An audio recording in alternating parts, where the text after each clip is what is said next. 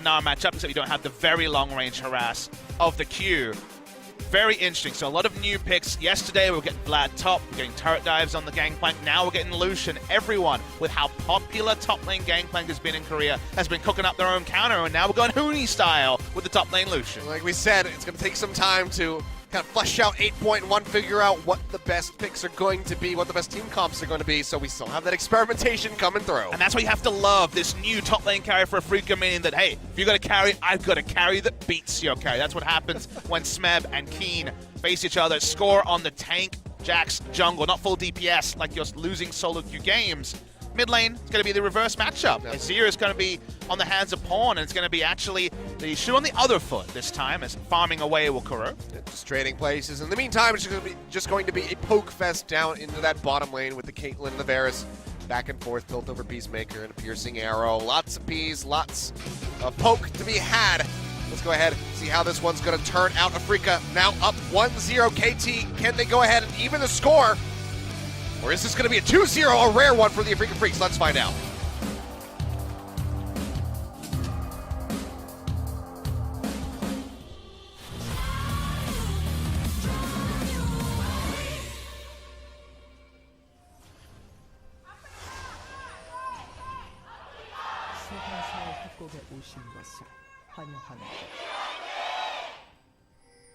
All right, and here we are. So just trading places there into that mid lane. Kuro now with this Veigar. We'll see how he's able to pilot this one. We only saw a couple picks come through from Pawn.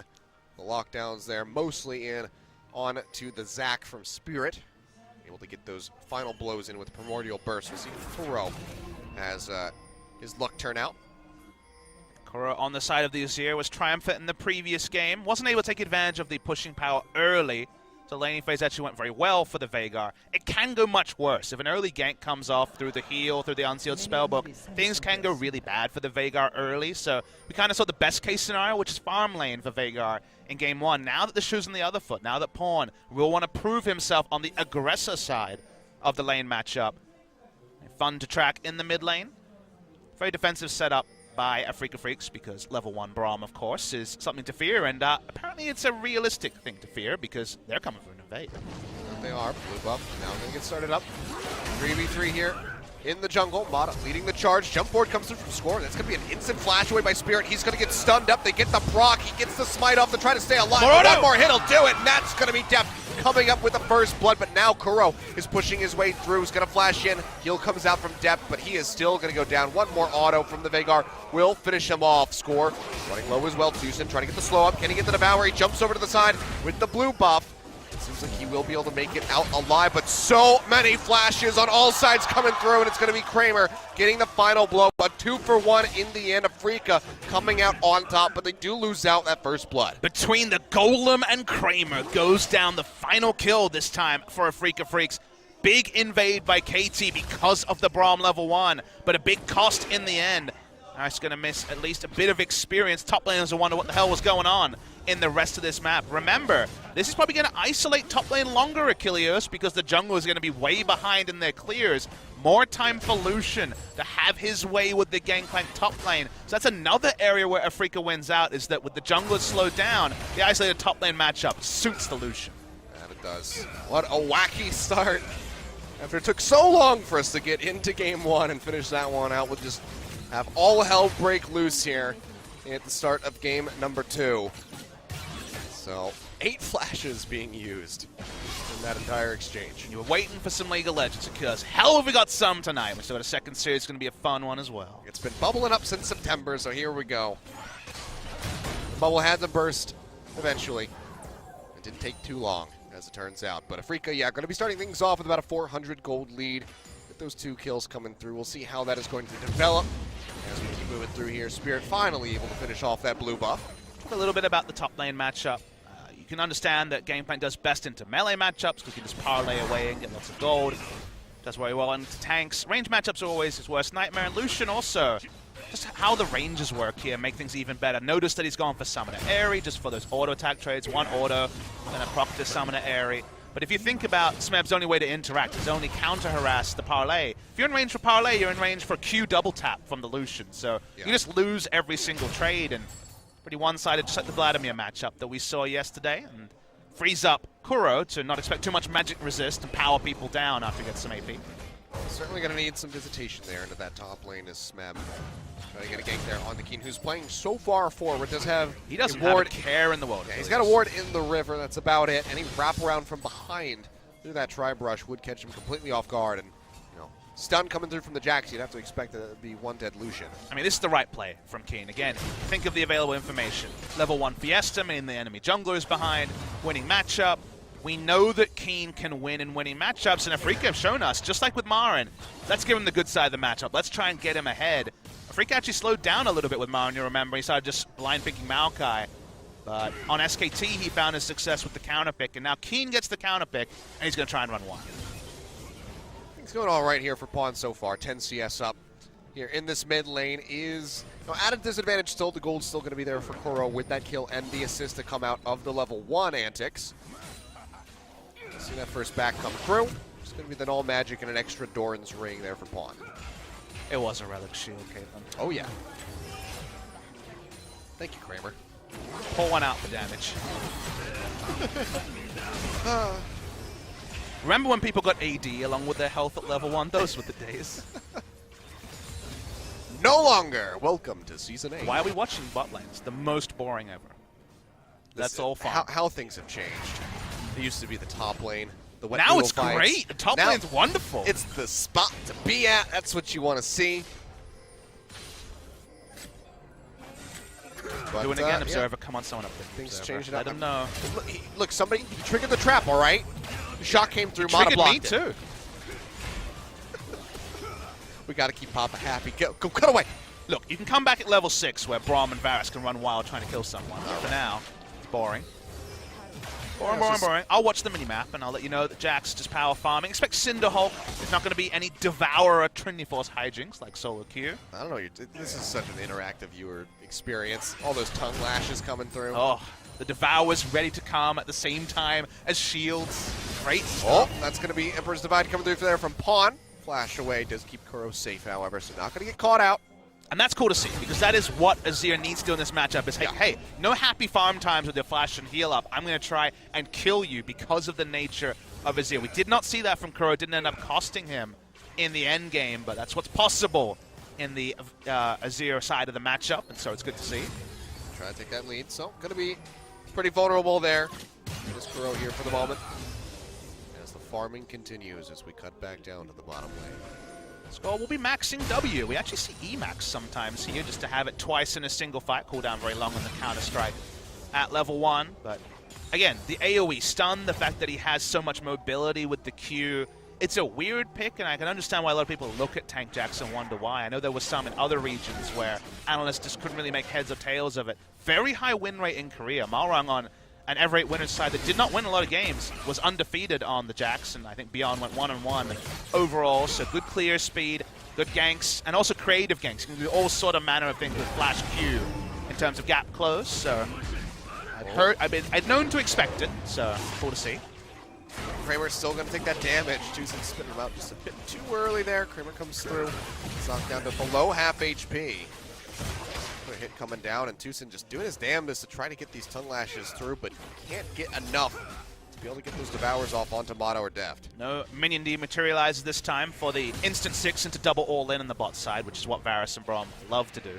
Level 6 power spec massive, just like when Malzahar at 6, a lot can happen. And kill the Tahm Kench, even from his relatively high health total. Top lane, it's been a lot of pain for Smeb, but not a disaster. 20 CS down is about what you'd expect for isolated, no jungle help, Gangplank versus Lucian. Deft and Motto, just a slight roam up the river there. Taking out that Scuttle Crab where they can. Ian still just asserting his dominance. 20 CS in the lead here so far with this Lucian. He is still having one heck of a time. Control wards on the side are for Smeb, so at least he knows no dive is incoming. Does have the stopwatch to try to turn one around. No jungle attention top. Jungle's kind of been in that weird spot where they try to catch up because of all the hijinks at level 1. Or returns to lane. You can see he's been feeling the pain a bit more than his opposing number. No early Negatron here. It's actually going to be the upgraded Ruby Crystal into the Amp Tome and working towards the Proto Belt with the Kindle Gem he's sitting on. So at least a bit of health here to try to respect the next potential all-in from Pawn. Otherwise, Q stacking away. You do vary slow build-up. You do vary your skill order as well, depending on how tanky you're going. If you're going to rush something like the Abyssal Mask, you usually go 2 points into W, so you can clear the back wave faster. But you're going to be going for basically you tailor your build. So you want to max stun second, but you might put extra points in W depending on how tanky the build you're going and how low AP you'll be in the early game. So Spirit can just go ahead and keep going through the jungle. Sort of communication that I think you should compliment a team for is that it's apparent to Afreeca that they don't own the vision around mid to top side. So a lane gank or going for your golems at the top and then a lane gank is probably the only way to prey upon what is a winning lane matchup. So the only way to snowball this matchup is to come through top side. So good communication, but probably won't lead to a kill at this juncture. Pawn hasn't gone for the second all-in. Probably not going to see Event Horizon used with any reckless abandon. His already Proto Belt is complete here, so a little bit of kill potential for Kuro. A little bit of extra damage, but also, you know, that nice little gap closer, maybe gap creator to get away from the Azir. Needed. Yeah, just slow and steady. Taking this one nice and patiently there. Bit of a slow burn of a game.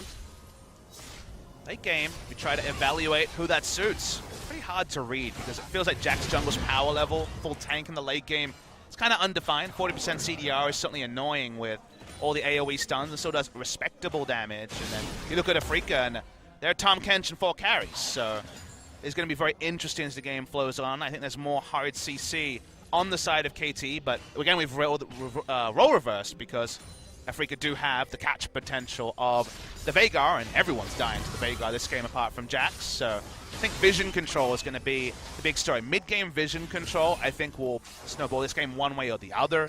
Mid-game's still far away, still seeing pretty defensive itemization from Pawn going burst by into the Mercs and not something like the Stinger. It means extended laning phase, means more downtime for us to parry. Hooray. That just a favor? I mean, we had so much action earlier, Papa Smithy, at the beginning of the broadcast that having this downtime is such a nice change of pace. Agreed. It has been an interesting day, Achilles. We are 2 hours 20 into our broadcast and only at game 2. Who knows how long this one could go for? This one could definitely be a slow burn. Yeah. You know what else is a bit of a slow burn? What? Blade Runner 2049. Oh, we're getting suspicious now how to talk about Blade Runner.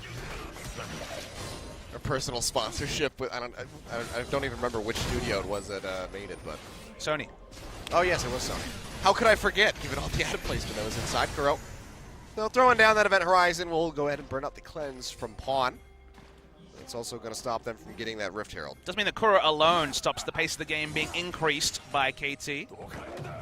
So from being an early Rift Herald purchase. We've seen a lot of hard counter matchups. I kind of use a bit of inverted commas there because we're kind of evaluating just how hard counter they are. But you think yesterday to the King Zone matchup where Vlad had a massive lead and there were games where we had the teleport Sivir trying to push in an Ezreal but not get the turret. Credit to the side of Keen. He does actually have a lot of turret damage done already to KT's turret. That's why you see Score pathing around top. It's one thing losing in CS, another thing actually losing your turret as Gangplank at 13 minutes. So we could see 2v2 and note that Spirit is spotted here. Not going to be as sneaky as you would like. We'll go ahead and just finish off that ward there in the end, but not going to be finding the kill. In the meantime, though, Score's weeding in the brush. Counter-Strike comes up. Goes down. The control ward, though, and he'll just go ahead and have to figure that one out. We were so close to having some action, but that would be against the run of play here, Papa Smithy. Exactly, against type. We don't play against type here in the LCK. Slow and steady only. Yeah. We're all hares. So slow and steady only, and we watch nothing but the bottom lane. And apparently Blade Runner. Speaking of Blade Runner. Yeah, he's going to try to dash away, but the Counter-Strike still connects. Trades back a little bit of damage there. On to Score, but seems like he's going to be just fine. Back to the farming phase. Again, you expect a lot more KT pathing around top side to stop this turret from going down. You know, this is a problem when you do have those exciting level 1 plays, especially when they're really messy ones, is that everybody decides, like, okay, that was too crazy. KT's like, you know what? We gave him 2 kills. We can't afford to do that. Guys, we need to play really smart and conservatively. And they just do nothing but sit back. And that's kind of the worry, is that, you know, in the LPL you double down on aggression. Here we double down on defensiveness. Like, all in. What is the cost of me getting that extra minion? I've let my flash down. That's just the way we roll here. Sometimes you just got to go all in and work out for you. Ocean Drake will go over to KT. 14 minutes and 40 seconds there on that take. And it's going to be a Cloud Drake, so we're not even going to be getting too many interesting Drakes to start off the game. A small advantage that we didn't see in the reverse matchup is KT taking objectives against the I really only want to farm, please don't do anything Veigar. So I like to see when you have a pushing advantage, extra objectives coming in. So I'm able to take that turret, that objective, but turret HP very low for Smeb, as we outlined a couple of times. He wants to teleport back in, no minion wave. I'm not sure if we're going to be able to continue the turret. In fact, he has to stay because his minion wave is so far away. It's not to stop, so it's just going to buy some nice time there for Keen. So he'll go back to base, get another purchase in.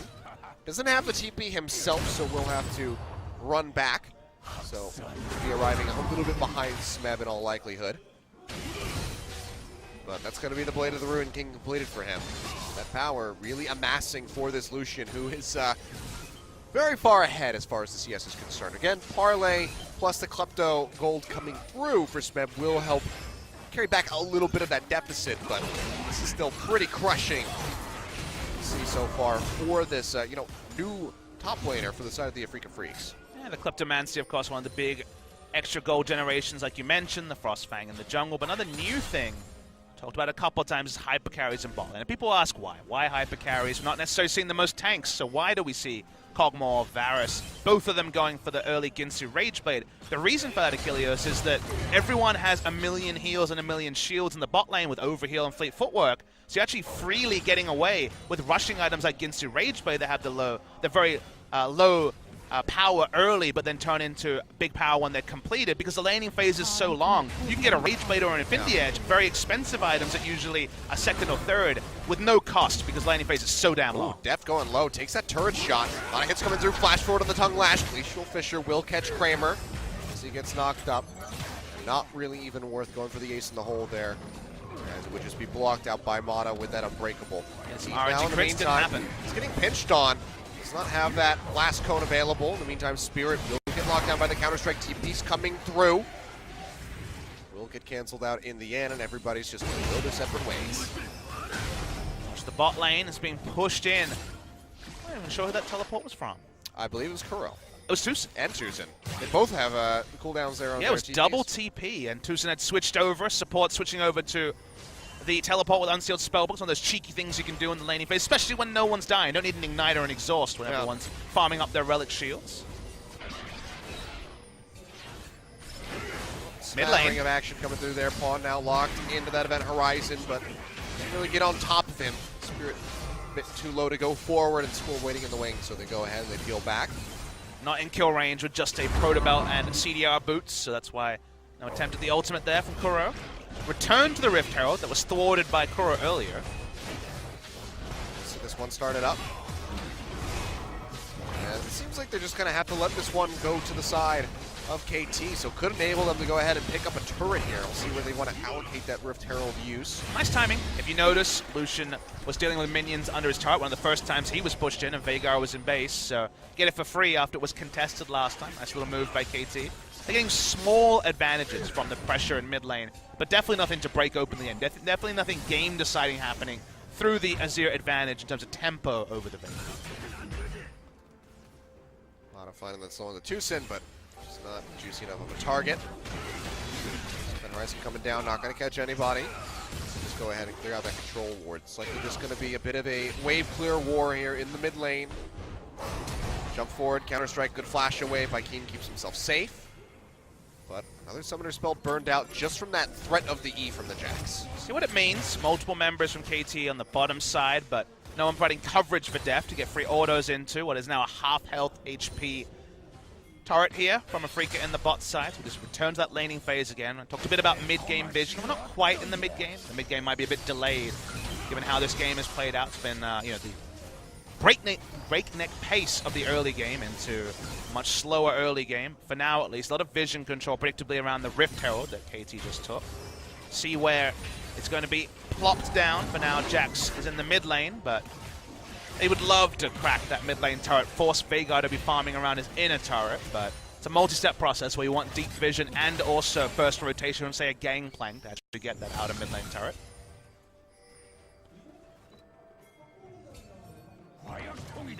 So feeling more confident. The Trinity Force complete, working towards his Yoma's Ghost Blade as well, so things getting a bit better after what was, of course, a woeful early laning phase for the GP. Yeah, we'll have that burst damage coming through pretty soon here, but Keen's still going to be rather elusive, so connecting those barrels is going to be still a bit of a challenge there for him. Yeah, turret HP. The Rift Herald would instant kill the bot lane outer turret. There's an option there. It's mid lane. That's going to be the Emperor's Divide coming through. Kuro jumping away with a Proto Belt, throws down that Event Horizon, trying to trade some damage back on the pawn. Oh! He does just that. Leap forward comes from the Spirit, but he cannot get the execution pawn with just a sliver of HP. Will make it out with his life. Now Kuro in a bad spot. Cannon Barrage comes down. He's in with that stopwatch, keeps himself alive and has to flash out at the end. The cannonballs still would have finished him off. Now Rift Herald drawn out into the mid lane, looking to finish off this turret. It seems like they will be able to do so. So first tower for KT going over. Be a bit too late, still looking for the play as Tucson comes in with an Abyssal Voyage. Keen in on the backside, looking for score. Gets a little bit of damage in onto him, but instead they want Smeb. He's going to be the juicier target, the easier one to lock down. Event Horizon not quite going to be able to lock him in. He's got that orange to keep himself safe, and Smeb, will he make it out of here alive? Event Horizon comes down. Oh, it just does! No, wait, he made it out! Are you kidding me? Smeb didn't get caught by the Event Horizon. Sonia's teleport! Holy crap! Look at that by Smeb. Gets out! He makes it out alive at the end with the stopwatch. He's been holding on to that for so long. Sometimes the broken And stopwatch right is nothing, Achilles. Sometimes you're blinging out of control. Saw by Ambition yesterday with his Cataclysm on 5 members. Let's see the replay here. I would love to, we have to have that. In the meantime, yeah, he's gone. Just roll the replay. Who cares about the Azir? What's happening in bot lane? Let's see some more farming. Oh. Ojian, please, I need to catch You know, I think they picked up with the crowd going crazy that something great happened there. Smeb managed to live in spite of everything. The observers were so excited they forgot to record it. I mean, KT's playing. It makes sense. See what that all means. Does mean control wards around Baron for KT. They do own the river. That's why you see them kind of accidentally walking over to this Drake. They'll take that one for free. Waiting for the cool replay. Not going to get that just yet. But KT, they're just happy on controlling the map confidently. Second Drake of the game added to the ocean. Is the pick up there. Drake for KT. Pawn not taking any chances, immediately jumps away before that Event Horizon really even gets cast. Got the Sand Tower set up there into the top lane to help catch the wave.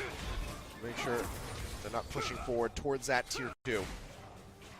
Spirit and Kuro in the wings, not going to be looking to pinch in onto that mid side of the map.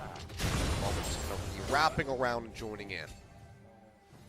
No Kuro roaming back up, so we'll just be trying to match pawn up top. Want to try and get some control around the red side jungle here for KT. Baron's certainly a real possibility for them. Counter-Strike to dodge some of the initial damage, and a full tank Jax can tank it forever. They have very high Baron damage with Varus, with the Rage Blade, Azir, and also the Gangplank. Any of these outer turrets around the Baron just adds that insurance, Kilios, for the Baron start. So I think Baron is going to be the big play here for KT Rolster.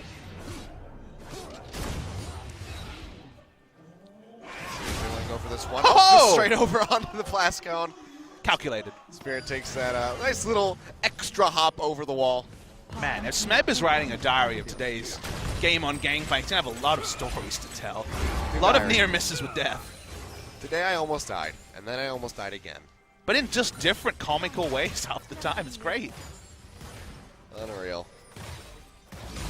Kramer just trying to maintain this trap wall here. KT now have 3 control wards. Not as much deep vision as they want on the red side jungle, but Baron is on everyone's mind. All 10 players understand what KT's motive is here, so seeing the vision wars and just the fact that KT know that Afreeca have to keep sweeping it, the chance to pick someone gets higher and higher. Gold values pretty similar among the AD carries, and honestly, even similar between Gangplank and Lucian. Thanks for the gold there from the Klepto. Yep. Even while behind nearly 2 turrets as well. That's true. That does go through. He's helping out quite a bit. We'll See how this one's going to keep developing here. All those outer turrets now taken by KT, just the one for Afreeca.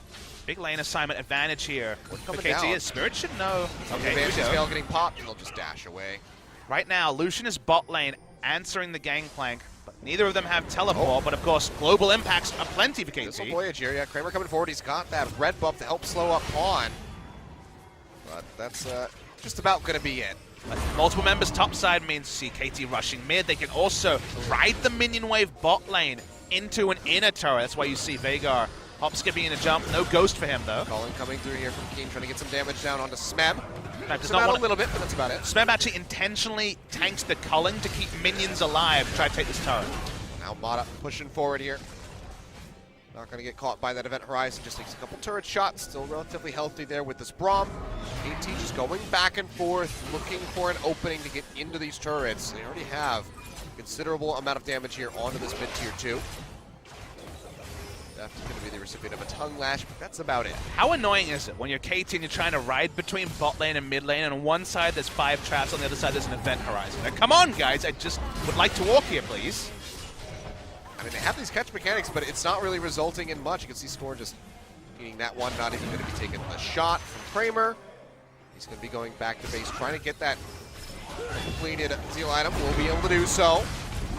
Kuro fighting his way back in, going to get jumped on in underneath the turret, tries to dash back, but stutter steps for a second, but even so, still would have been dead as Smeb finds the kill with the parlay, now opening up in onto that turret with the help of Score. Should be able to take this one out. Kuro coming over to the side, trying to dissuade this from happening, but nothing's going to connect. The Dark Matter not going to hit, can't threaten him with the R. So tier 2 turret going down in the way of KT into that bottom side of the map. Action in both mid and bot lane, but the Unbreakable answered everything Afreeca had, and KT were able to chase down and kill Unbreakable and Counter-Strike. There's so much extra tankiness to the sides of Braum, Jax, and even to the team of KT Rolster. Very well used. That's why they trade up, take the turret as well.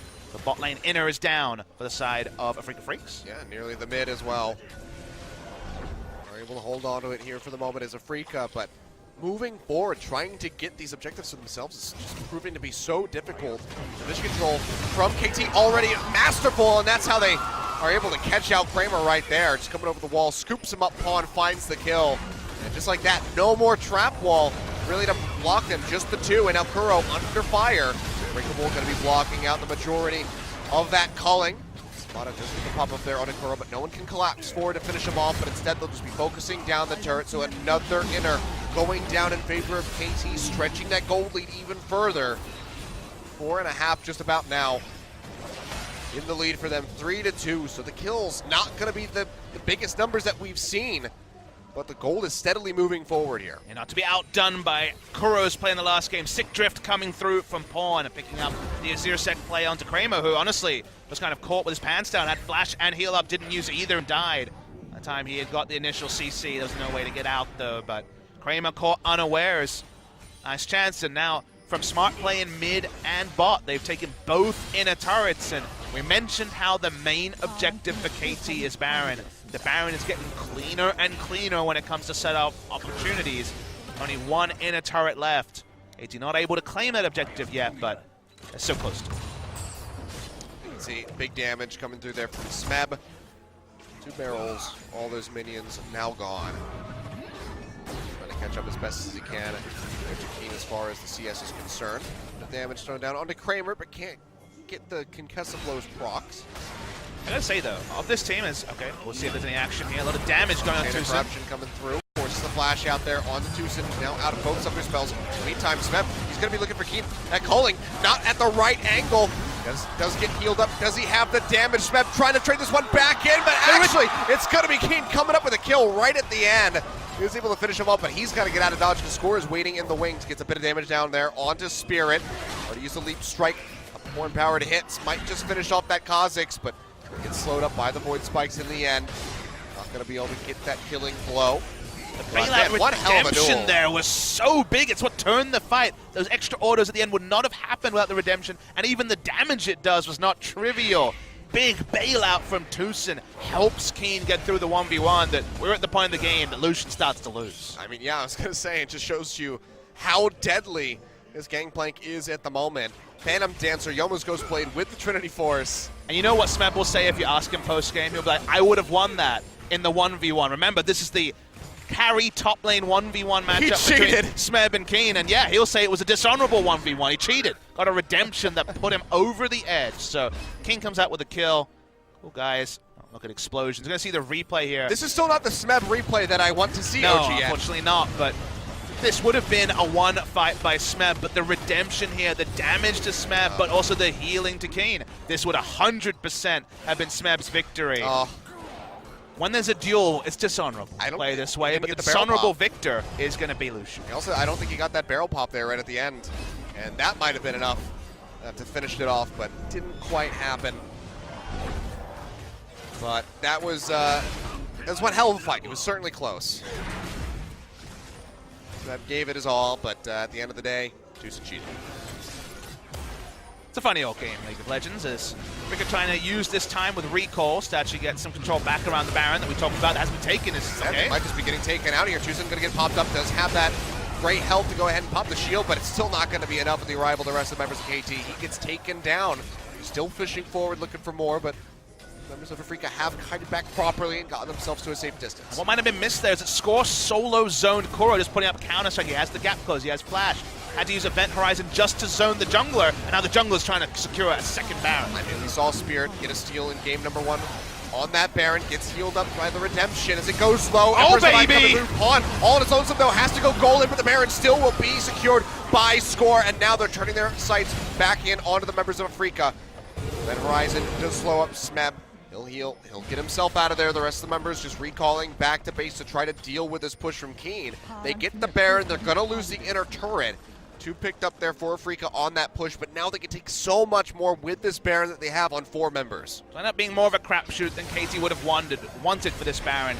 Clearly Pawn had the idea that he was gonna be the one to interrupt, but he doesn't hit the ultimate onto Spirit. Spirit is there, isn't able to get the smite this time, of course, 50-50 at the best of times. Notice that Keen doesn't join the fight. He would not have been the difference here as another damage dealer. He does take a turret, obviously not a fantastic feeling. We get some objective. Steal failed by Spirit, and now KT had the Baron. They've spent 31 minutes setting up for. I mean, if he hadn't gotten those turrets, it would have been the gold so much more inflated for KT, so is at least able to bring something back into their favor and try to keep it as close as possible, but 32 minutes in, a little over 5,000 gold in the lead here for KT, so still in quite the strong spot, and that could still balloon up even more with this Baron buff that they have. Yet again, maybe even looking for a full court press. Smeb is up in that top lane, where that last outer turret is laying.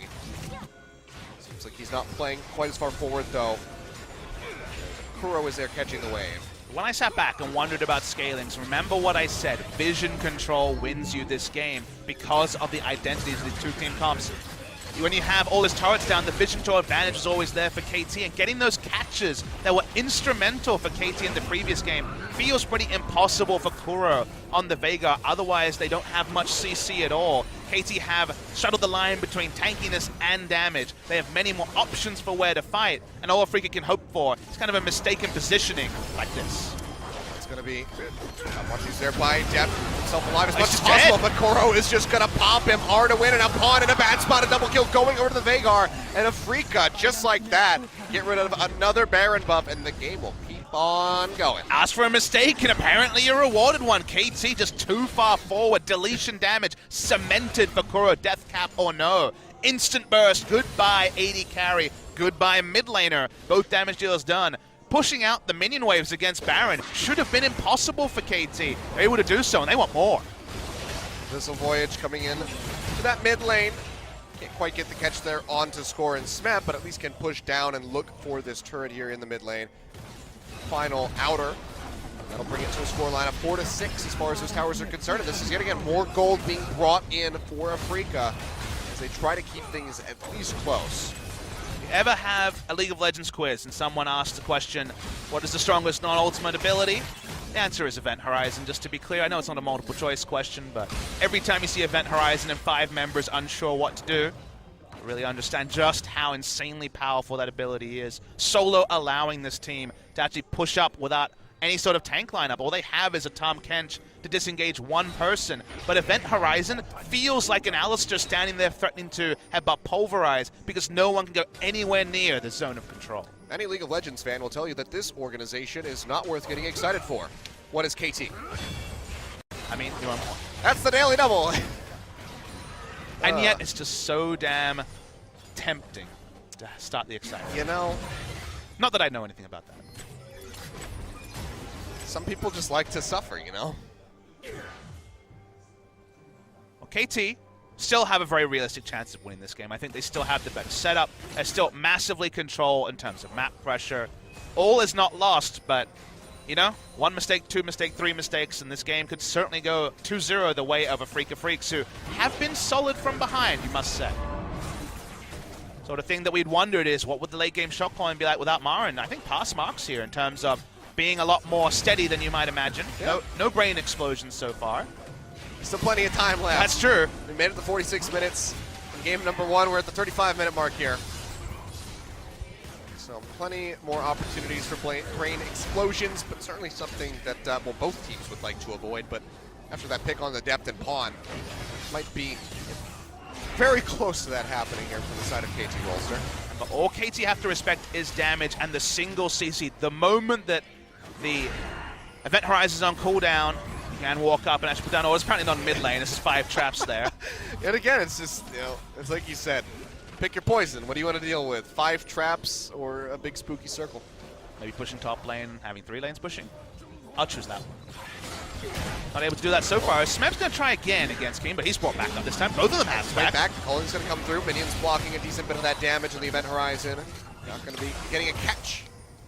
Ace in the hole will take a little bit of HP away from Pawn, but he's still going to be quite all right. But it seems like he and Smeb are just going to be taking a nice little trip back to base.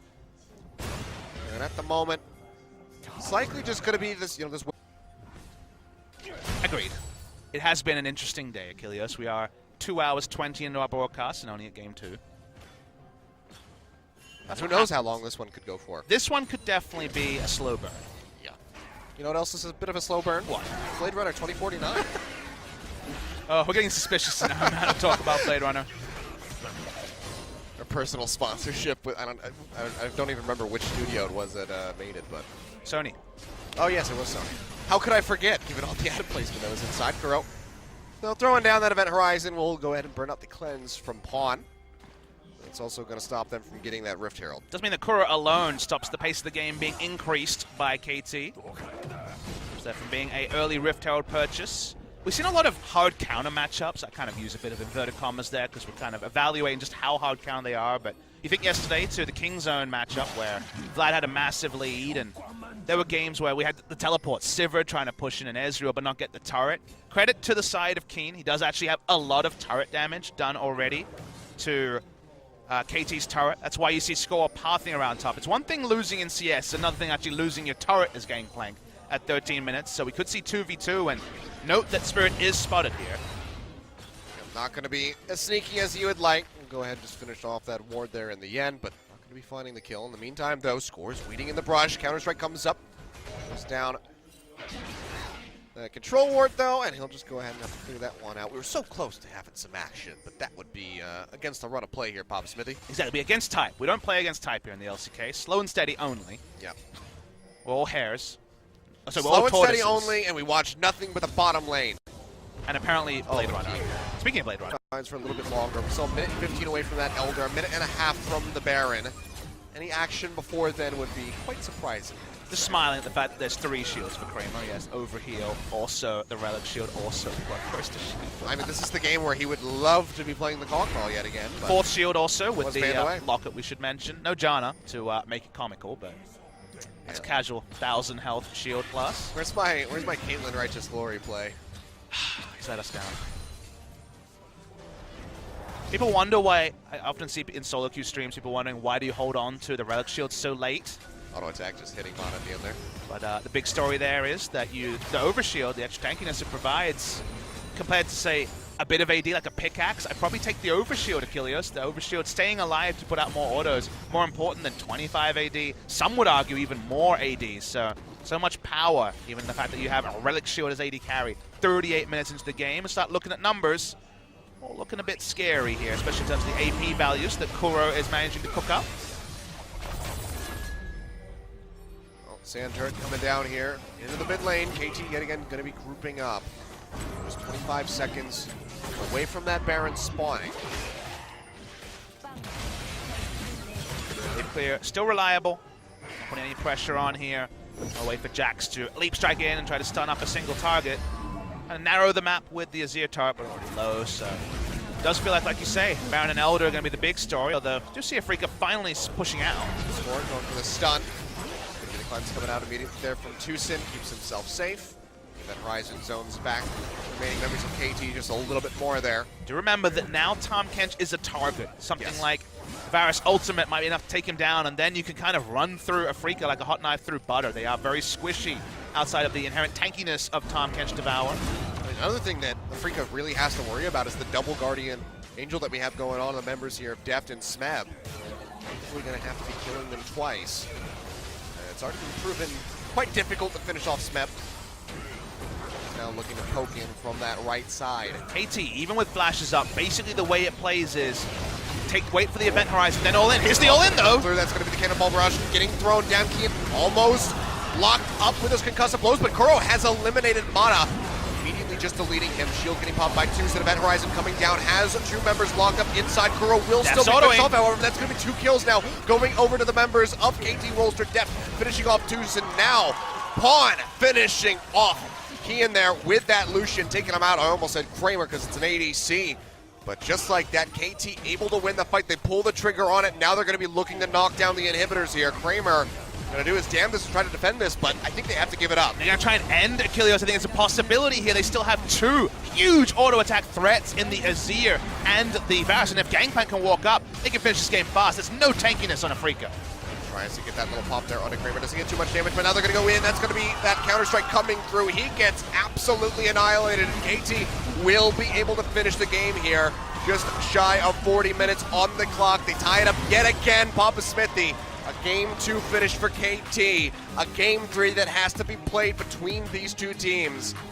But honestly, I couldn't tell you who's going to win this in the end. We certainly invite a third game between 2 of the big competitors for LCK Spring 2018. Azir has won both sides of this matchup. No one was able to take the reverse side and win the ultimate swag move, especially in the mid lane. KT Rolster do close out the game in the end. Feels like the team that does pick the more reliable 5v5 team, the more initiation in particular. That's my big takeaway. We're what, 6 games into LCK Spring. The team with the initiation is winning more often than not because games are going long, 1 pick, someone's dead, and it doesn't matter from there. It's a really big win here for KT Rolster. They want to start their season with a win. Afreeca thought they could escape with a 2-0, but the 2017 stories remain. 3 games between these two. Every other time this happened in 2017, it was KT picking up the 3rd game win. A glimmer of hope after they took out Deft and Pawn there, but not able to get it in the end. So Game 3 on the horizon. Seems like we're going to be going late, Papa Smithy. I mean, I guess we already kind of knew that. Yep. From the issues at the beginning of the broadcast, but we're encroaching on 8 p.m.